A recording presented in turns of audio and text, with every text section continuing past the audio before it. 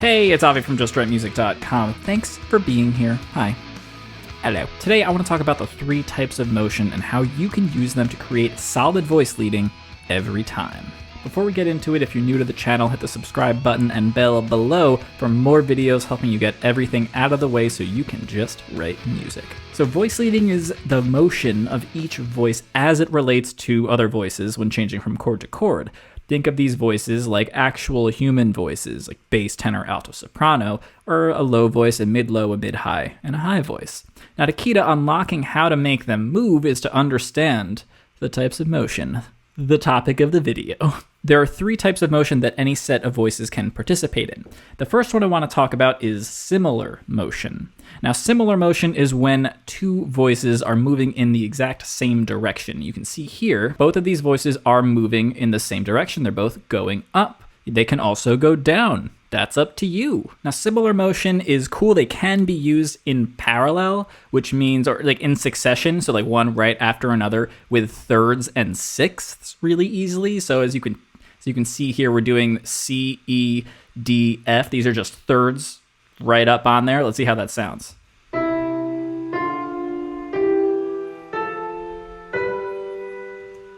Cool. Yeah. Like it's there. It's a harmony. It sounds good. They're thirds. They're always going to sound good no matter what. Great. So the issue though is we can't really use fourths, fifths, seconds, sevenths, literally any of the other intervals in this same way. We can't just use similar motion back to back. I mean, even using it with thirds, it doesn't sound fantastic. It sounds acceptable. You know what I mean? These other intervals are considered too unstable or too dissonant for, at least for 18th century harmony. I mean, let's listen to that. Let's listen to like, a second. And up here, let's put a D, right? So C and D, that's just a second.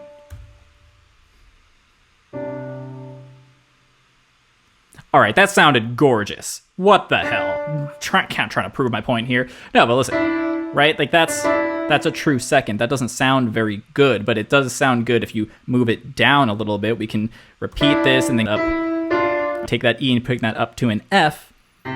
Suddenly that sounds really nice, especially the movement to it. Right? But we can't do this over and over and over again, or else it's gonna sound like crazy music. Oh man, see, I didn't even hate that either.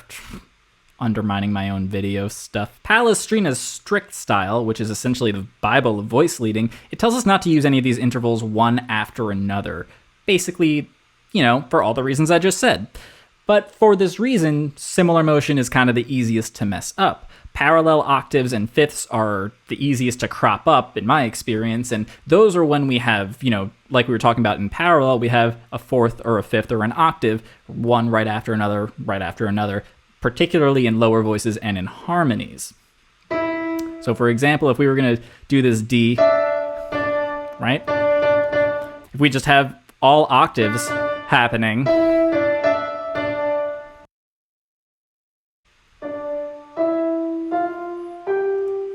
that's a cool effect, but that's not a good harmony. Essentially, just keep an eye on these unintentional dissonant parallel intervals.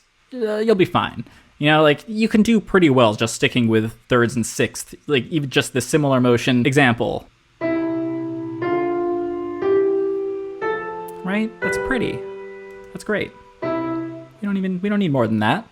We need more than that. Seriously, watch this really quick. I'm gonna harmonize the melody to the Dvorak's New World Symphony right here, really quick, just to show you. I'm literally only gonna do thirds the whole time, and it's not gonna sound half bad. Let's listen to this first, and then I'll do the thing I said.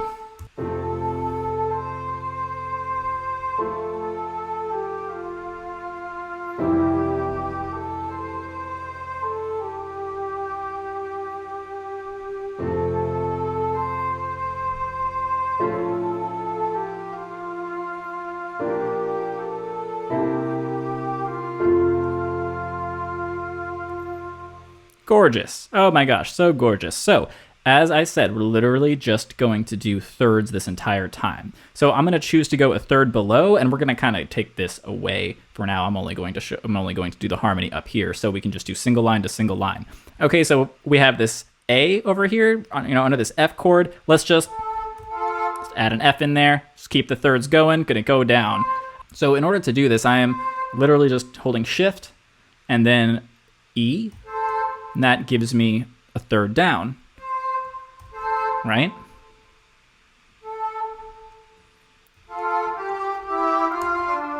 Right, literally just gonna do thirds. All right, so here we have the harmonized melody from the New World, and literally I just did a third below every single note. Let's hear how it sounds.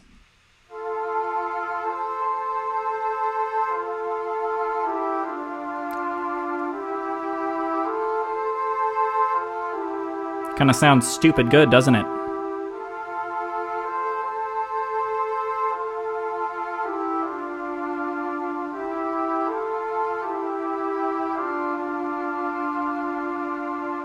Okay, so that sounded kind of great. I said that wasn't going to sound half bad, but I guess I lied.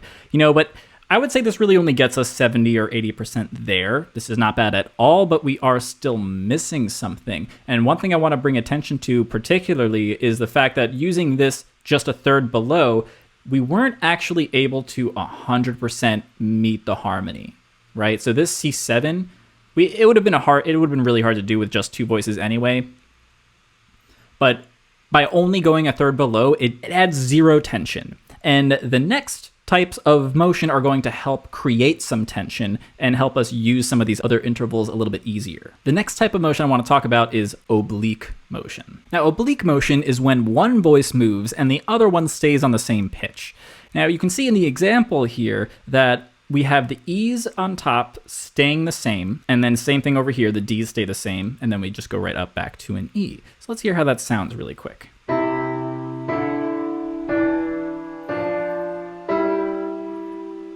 So we have the exact same bass line, main little bass line as before over here, C up to G.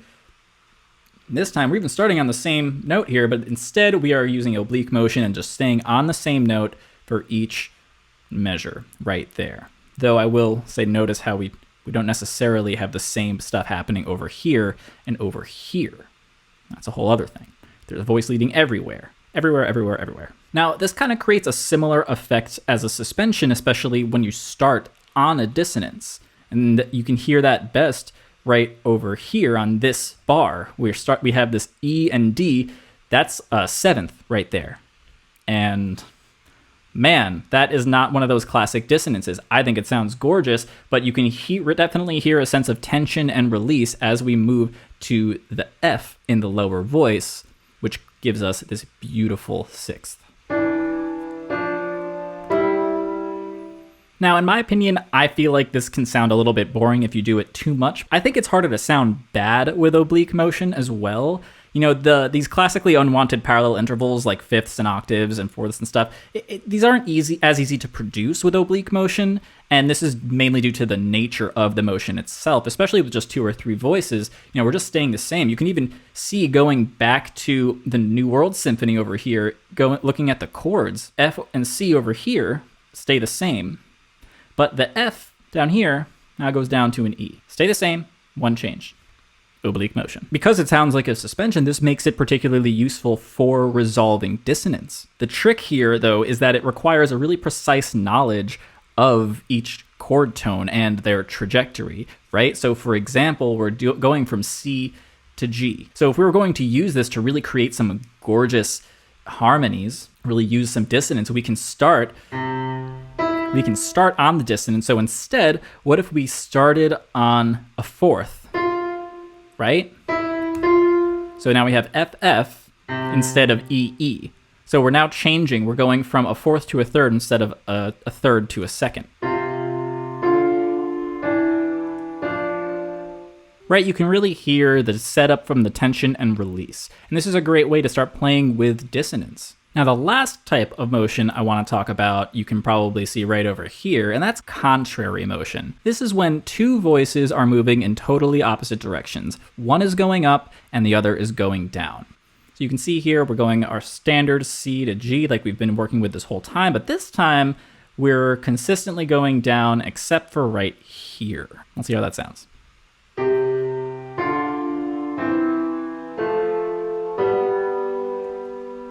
Okay, nice. So for just to be really clear, the reason why I used similar motion here is because I wanted that B for the harmony. There you go. And that reason that I just gave you is the only reason you need to use any type of motion. What I'm talking about here is using everything in more or less parallel. That's where these examples are showing you in parallel. But in real music, and when you're writing music, you're going to use these every which way, sometimes combine them in stacking them in terms of the harmony, more than one at a time. Contrary motion is a surefire way of avoiding that parallel octaves and fifths problem that I keep bringing up, which honestly isn't even a problem unless you're trying to write music from the 18th century, because all you have to do is find the fifth or the octave that's kind of causing that you feel like you're having an issue with, and it's hearable once you start digging into this stuff. So when you find that parallel fifth, or you see like it's about to happen, just use contrary motion right there. It's perfect. It works so well. Let's use this example. Let's change this example to give you an example of what I'm talking about. So we're in C, we have a G. Oh my God, look at that. Get a parallel fifth going over here. That would be an A, right? C to G, D to A. Let's see how that sounds. You hear how there was this very clear, like almost a structural jump. That's a good way to think about it. The best way to get around this problem is to just use contrary motion. As you could see where we started with, we just go back to the F that we started with and we solve the issue. We have a fifth going down to a third, and we have another third, C to up.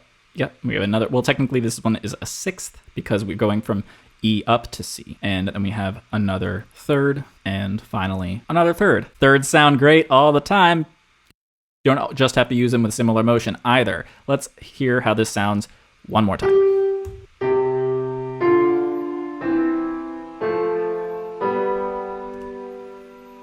Very cool. So be careful when you're doing this. Look at the other voices. Make sure that by changing this down, that you're not introducing a parallel octave or a parallel fifth elsewhere. Now, moving on, this type of motion sounds the most interesting to me personally. It kind of has this quintessential contrapuntal sound, and since the voices seem to they almost have more autonomy, right? It results in parts and harmonies that feel very interconnected yet separate at the same time. And I love the way that sounds. That's just me. I feel like I could use this just ad nauseum. It's easy to execute. One goes up, one goes down. Boom, boom, done. Up, down. You're finished. There's no possible way it's going to sound bad. It's great. You can't beat that. It's fantastic.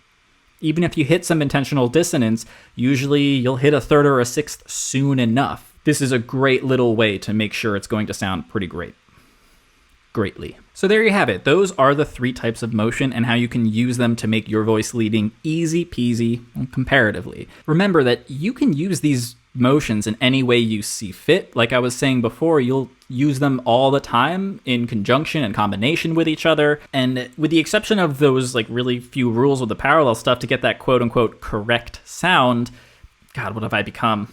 Do whatever you want. You're fine. So now, finally, and at the end here, let's harmonize this melody using all of the types of motion. Let's try and keep ourselves within the chords here that are actually happening. All right, so F, we got F, A, C. Let's just bring that down a third. I kind of like the way that sounded. Honestly, I'll keep the third going. Actually, kind of F, A, C. We could bring this down, get some contrary motion happening, maybe make this an F major 7 chord. That could be cool. That's neat. Neatio. So then we can just jump back up to this F. Kind of cool. We're going this kind of just jumping out and jumping back together. That's pretty neat. Let's see. We can going back down to the F. I would actually just jump down to a C here. Fifth down there, and then stay on the C over here. All right, so this is a C over F. Basically, the F here is acting like a pedal tone, at least that's the way I feel like it's acting. And we have a C and E. C, E, G creates the C major triad, and we have the fifth here going in the melody. So why don't we keep on moving down with those thirds? So let's keep going down here, C, E, G. We're gonna keep the thirds going, except this time I'm gonna go up to a fifth and keep the F, so we have some oblique motion happening here now, right? So we have we have some contrary motion here, then we have some similar motion, but everything's going down, and then we have some oblique motion right here. Literally 3 measures in, we've already used all 3 types of motion. That's how baked into this they are. And once you know about them, you can use them to get yourself out of some problems that you may find yourself in. These compositional problems happen all the time. All right, keeping it going. We have an A going on here. Get that going to an E. Let's see how that one sounds. And then keep the E going. Cool, because the E is going to come back there. It's literally still part of the chord, so it's going to sound good no matter what. And now we're back here.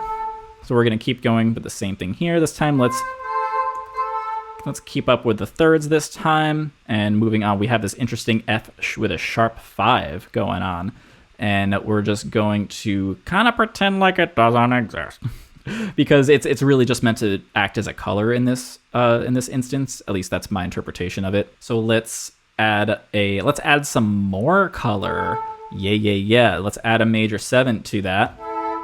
Have an E going. Let's keep with that oblique motion.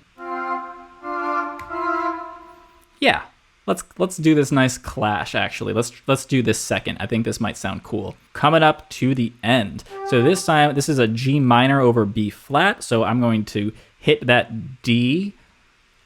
Didn't say that. Your mind's out of the gutters. Or keep them in there. You're fine. Okay, we're at this D. Let's do some similar motion. Go down to that F, and let's just stick with our thirds. Some similar motion. F. I think I actually want to keep that without it. All right, let's hear how this sounds.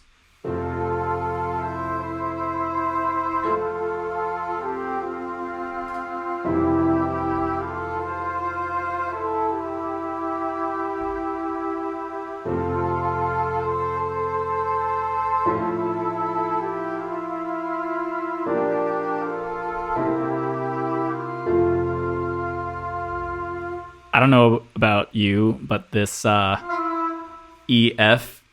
like, it blew my world. I don't know about you. I loved that, personally. So I've changed my mind. I wanted to bring this down to a C, use a little more contrary motion there. Let's see how that works. Gross. I'm sorry.